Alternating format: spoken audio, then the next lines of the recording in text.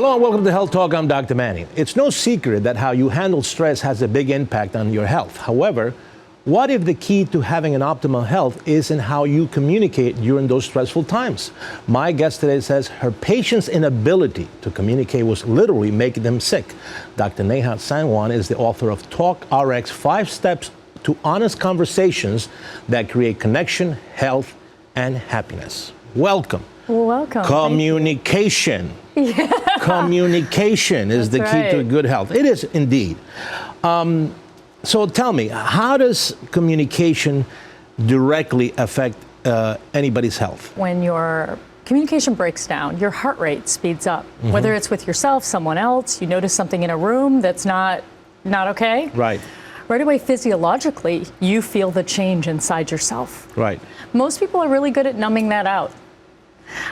So they don't notice it quite as much. But if you think back to a time when you really got into some conflict, could you feel your body? Right. So so you're saying, and again, I don't want to put words in your mouth, introverted people that hold all their feelings back, people that don't, like I'm always yelling and screaming, and people always say, you're going to get a heart attack. And I said, no, I'm not. You're going to get a heart attack. So it's better to be sometimes outspoken, if you will. Okay, so I don't know that it's better to be one or the other. Okay.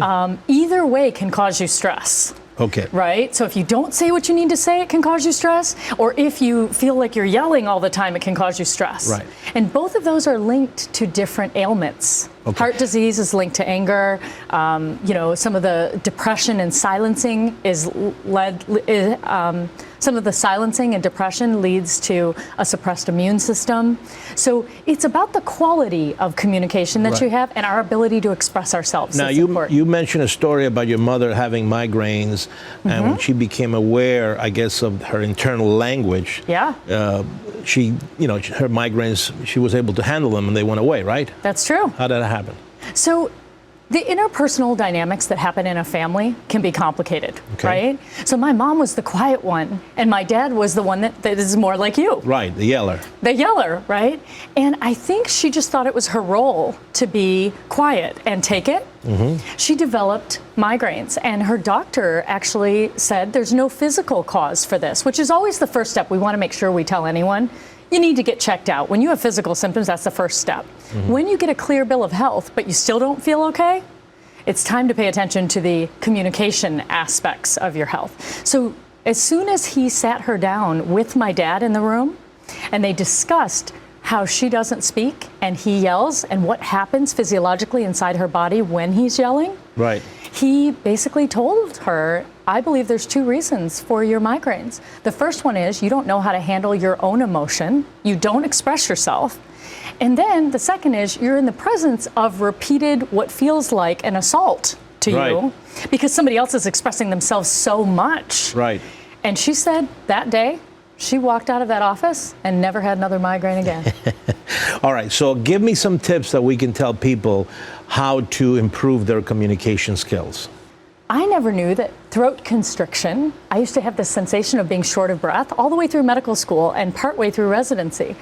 I got scoped twice, but I never knew that was the part of me that was my mom that wouldn't speak up and say, this isn't okay, or no, I can't do this, whatever it is. Right. So once I learned, the first step is people have to notice the physical sensations that are happening in their body and figure out what those mean to them. And I talk all about this to help them. If they're saying, what do you mean by that? I'll go into much more detail in it in TalkRx.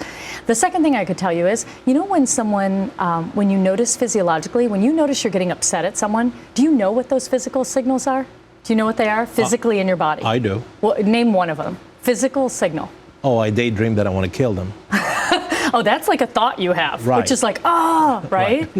So what about a physical signal? Like, do your muscles get tight? Does your heart race? Backache. Okay. So the moment knee pain. Okay. I got the whole Megillah. You feel them all. Yeah. So if you start detecting the first signals that tell you you're getting upset, at that moment, you get curious, not furious. So what you say is, oh my goodness, you're sitting in a room, you notice that your knee starts hurting and your back is hurting. Nobody else knows but you. Right. So you get the first signals. The question is, are you going to use those to get curious, not furious? Right. So what you'd say is, if someone does something or says something that upsets you, you would say something like, hey, I noticed that I was talking and you got up and walked out of the room. I'm wondering what happened. So get curious, not furious. Because what you could do is make up a story.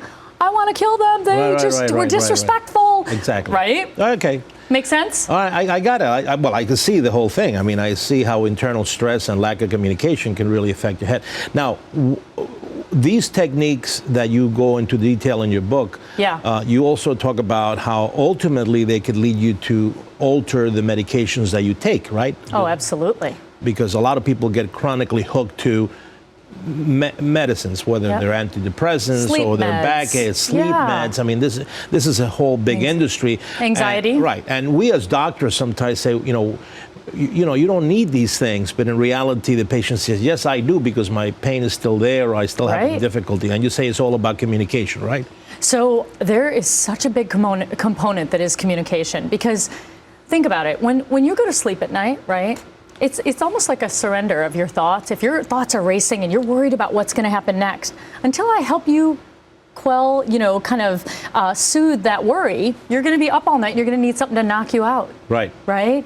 Or another one is, anxiety, insomnia, pain. I have found that once my patients resolve what's at the root of their stress, which oftentimes is broken communication, toxic work environments, some people will say to me, Doc, I have been in this relationship. I've been in a relationship that has long since expired.